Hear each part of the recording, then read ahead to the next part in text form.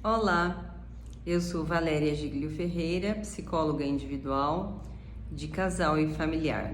Na sequência dos nossos vídeos sobre a atuação do mecanismo de defesa chamado projeção sobre as relações conjugais e familiares e até sobre as outras também, hoje eu gostaria de abordar a questão das crianças, dos filhos e das crianças em geral. Mas vamos falar mais especificamente da situação dos filhos e filhas. É na relação com os filhos e filhas que a projeção ganha o seu ápice de disfuncionalidade se ela for mal usada. E como é que isso acontece? Acontece assim: quando nasce uma criança, nós dizemos que esse nascimento ele inaugura a chegada de um desconhecidinho, uma desconhecidinha no seio do sistema familiar, no âmago do sistema familiar. E o ser humano lida muito mal com o desconhecido. Então, a chegada de um bebê ativa nos familiares, especialmente os mais próximos, pai, mãe, avós, avós, cunhados, cunhadas, tios, tias e tudo mais, ativa os mecanismos projetivos, de modo que os parentes passam a projetar conteúdos inconscientes, seus muitas vezes até sombrios, sobre o bebê, sobre a criança.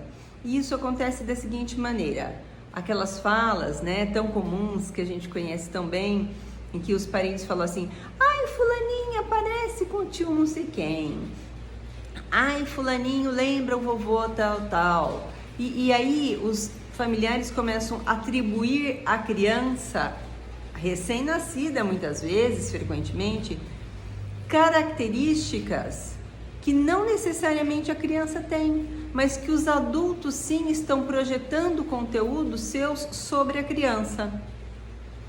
A criança, como a gente diz, ela tem um ego imaturo ainda, lógico, porque o ego maduro ele vai depender de tempo consigo mesmo e autoconhecimento.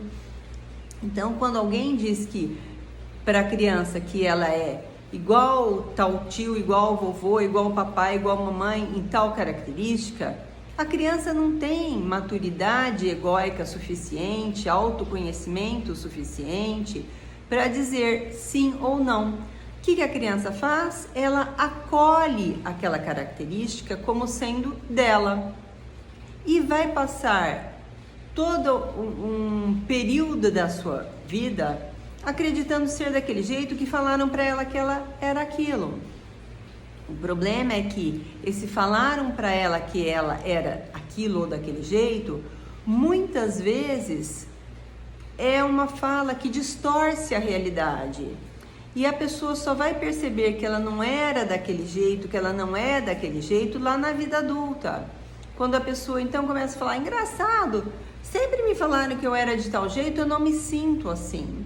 Eu não me vejo assim, isso não é meu, isso foi projeção de pai, mãe, avós, avós, irmãos mais velhos, irmãs mais velhas, enfim, de adultos sobre a criança.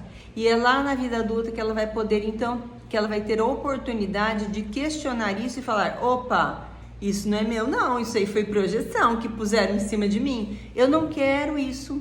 E aí a pessoa vai tirando aquilo. Essas características muitas vezes se configuram até em rótulos que são colocados nas crianças e que aí a criança vai assumindo como sendo ela própria. E lá então, quando ela estiver mais amadurecida, é que essa pessoa vai poder questionar se isso faz parte ou não de si mesmo, de si mesma. Então, por gentileza, vamos fazer um mundo melhor? Não rotulem as crianças. Procurem não projetar suas sombras, muitas vezes sombras problemáticas, doentias, sobre a criança. Vamos começar a separar o meu do seu. O que é seu, adulto, recolha a sombra e assuma que é você que é assim. Não ponha as suas maluquices sobre a criança falando que é a criança que é, porque a criança é indefesa. Ela só vai conseguir fazer essa autopreservação lá na vida adulta. Então vamos construir um mundo melhor, recolham as projeções, parem de colocar suas áreas sombrias do seu psiquismo nos outros, especialmente nos pequeninos, nas pequeninas. Vamos construir um mundo melhor. Um beijo, fiquem com Deus!